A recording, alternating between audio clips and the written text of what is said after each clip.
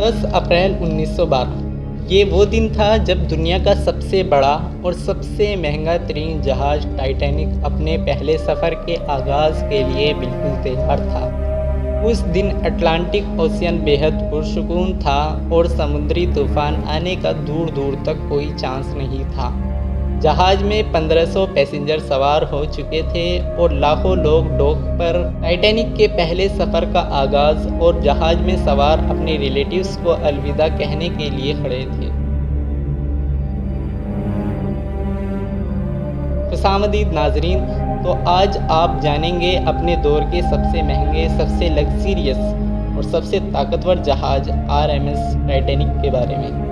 नाजरीन, आपको बता दें कि यह जहाज़ करीब 17 मंजिला इमारत लगभग 50 मीटर ऊंचा था, 3 फुटबॉल के मैदान जितना लंबा और 3500 से भी अधिक लोगों को अपनी डेस्टिनेशन तक पहुंचाने की क्षमता वाले इस जहाज़ को बनाने में कुल 26 महीनों का समय लगा।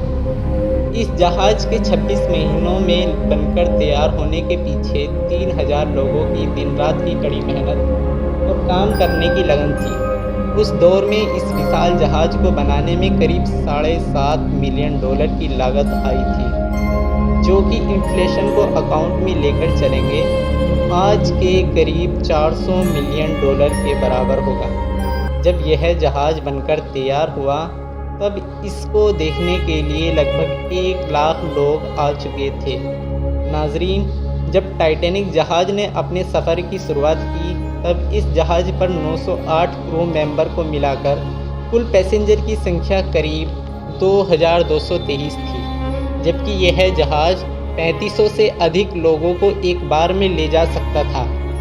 10 अप्रैल 1912 ये वो दिन था जब टाइटैनिक ने अपने पहले सफ़र की शुरुआत की। सफ़र के शुरू के 4 दिन तक तो यह जहाज़ बिना किसी समस्या के अपने डेस्टिनेशन की ओर बढ़ रहा था, लेकिन 4 दिन के बाद 14 अप्रैल की रात को 11:40 पर इंसान की इंजीनियरिंग के द्वारा बनाया गया यह जहाज़ कुदरत के बनाए आइसबर्ग यानी पानी पर तैरती बर्फ़ से जा भिड़ा।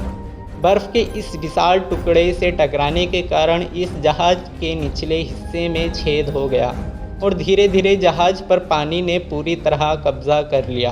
देखते ही देखते इस जहाज़ पर सवार मुसाफिरों में अफरा तफरी फैल गई।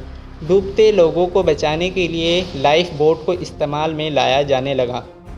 बदकिस्मती से टाइटैनिक जहाज़ पर सिर्फ 20 लाइफ बोट ही मौजूद थे, जो 2223 लोगों को लेकर जाने के लिए काफ़ी नहीं थे। इस वजह से केवल 700 लोगों को ही बचाया जा सका और 1500 से भी अधिक लोगों ने इस हादसे में अपनी जान गंवा दिया। इस हादसे में अपनी जान गंवाने वालों में अधिक पुरुष थे।